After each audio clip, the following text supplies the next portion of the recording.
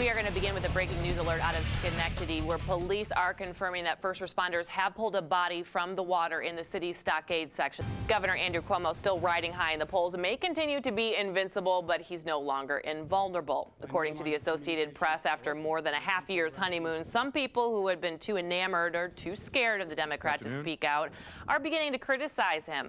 They occupied the Hannaford Plaza today, saying they want to see the banks and Wall Street pay. During National Bank Transfer Day, protesters lined Central Avenue waving signs, upset with banks who are raising fees and who had to be bailed out.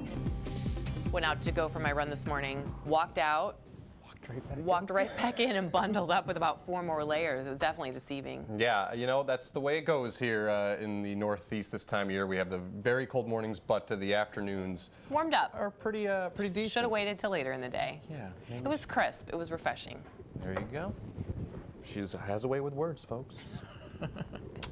Good evening, everyone. I'm Kristen Lauman. First on Fox, police in Troy are investigating a bicycle accident that left an RPI student hospitalized with a serious head injury. A Schenectady teen is dead following a one-car accident on Fuller Station Road in Guilderland. Police say 19-year-old Ganesh Deodat of 11th Street in Schenectady somehow lost control of his car and hit a tree. A defensive coordinator for Penn State's football team facing some serious charges. Authorities arrested Jerry Sandusky Saturday for sexual abuse. And we begin tonight with a winter weather alert. Good evening. I'm Kristen Lauman. John Gray is off tonight. We can expect some snow overnight into tomorrow, but the amount that we could see, that's constantly changing. Now, to get you updated, here's Chief Meteorologist Steve Teeling with your first forecast. Big changes, huh, Steve? Yes, Kristen. Our prayers have been answered. We are following a breaking news alert out of Albany right now. Police are on Elk Street in the city following an apparent shooting there. Fox 23's Julie Tremmel is live at the scene. And Julie, what did you see? First, Fox 23 was the first to report that 7 state workers won the $319 million prize in Friday's drawing. Well, today they stepped forward to officially claim their checks and tell the public what they have planned.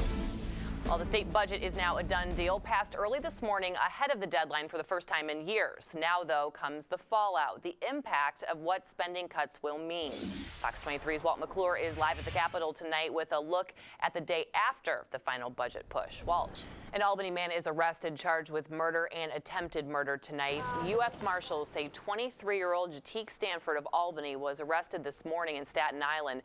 In Greene County, former thoroughbred horse breeder Ernie Paragallo is headed back to jail. The DA's office saying today that the state Supreme Court affirmed the 33 animal cruelty convictions against the 52-year-old. Jackpot. A group of Capital Region co-workers are multi-millionaires tonight. And together, they have won the 5th largest jackpot in Mega Millions history. Good evening. I'm Kristen Lauman. First on Fox. Fox 23 was the first to report that 7 state workers are New York's newest millionaires, winning last night's drawing for $319 million. Can you even imagine? Fox 23's Julie Tremmel joins us live in studio right now to tell us what we know about the folks who will eventually share all that cash. In Warren County, a Fort Ann teenager is dead after an accident on West Mountain. The sheriff's department says 17-year-old Sean LaFlash was skiing with a friend at the ski center this morning when they became separated. People were evacuated from their homes as a precaution today as Albany firefighters worked to put out a fire in an apartment building.